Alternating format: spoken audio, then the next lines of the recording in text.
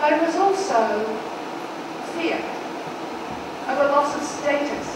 If a girl can do my job, I'm going to look a fool. Especially if she's been better trained than me and knows how to use modern equipment and to use it more effectively. But they didn't keep it up.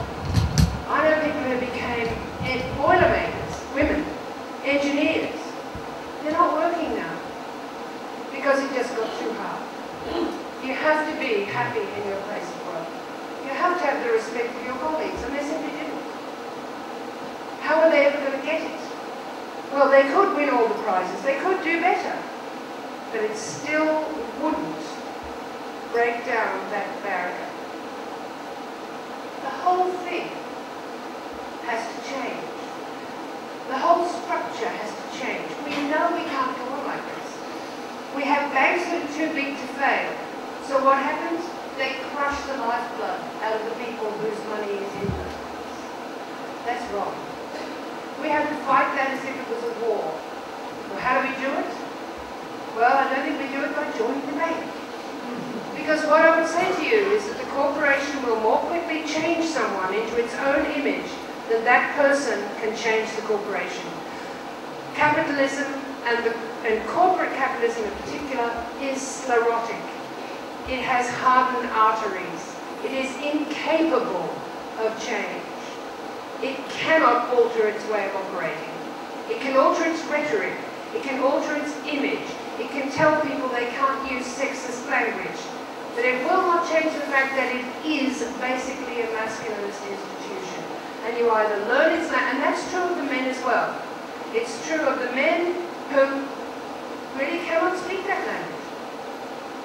You know, why have gay footballers not come out? We all know who they are. Why don't they come out? Because it's the end. Even if everybody says all the right things, it will be the end. Because the masculinist institution won't tolerate it. They have to pretend to be straight, and so do we. Do you follow me? We have to pretend to be their kind of person. And there is no other choice.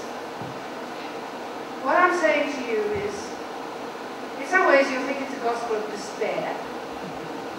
Going on with misery and despair for too long. You might think it's a gospel of despair. And I got into trouble when I said this in Australia. People got really cross. What's not to like about a recession? We know about recession. We can do that. We can do that really well. And we're happiest doing that. People still think back to digging for Britain. And we've begun to dig for Britain again. We're going to pull our money out of these institutions. We're going to have to think in terms of helping each other more.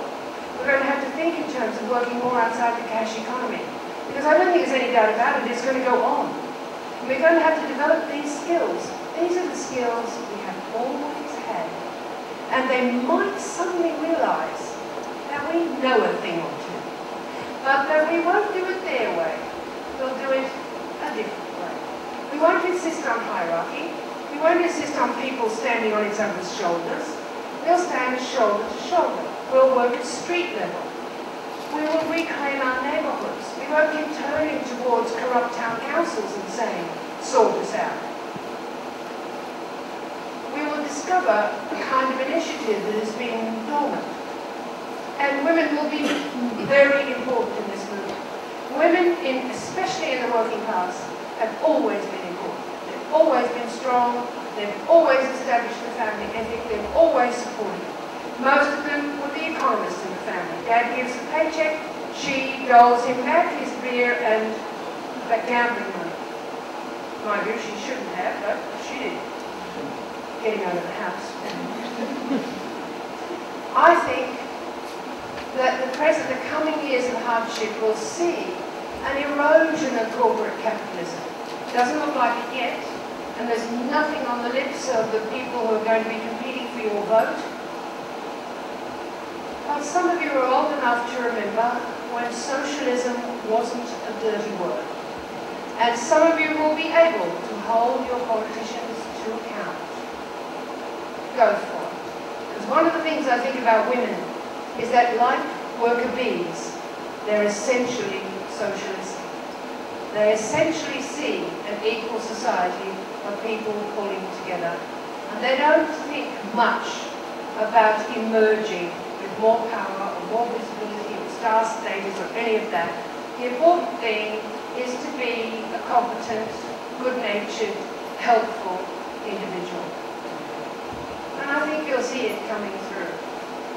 Might figure in the New Year's honours lists or the Queen's birthday lists, which always strike me as upside down anyway. But it will be there. And it'll be in places like Liverpool, which still has a very strong communal tradition, where things might be, where you might actually see how we move forward.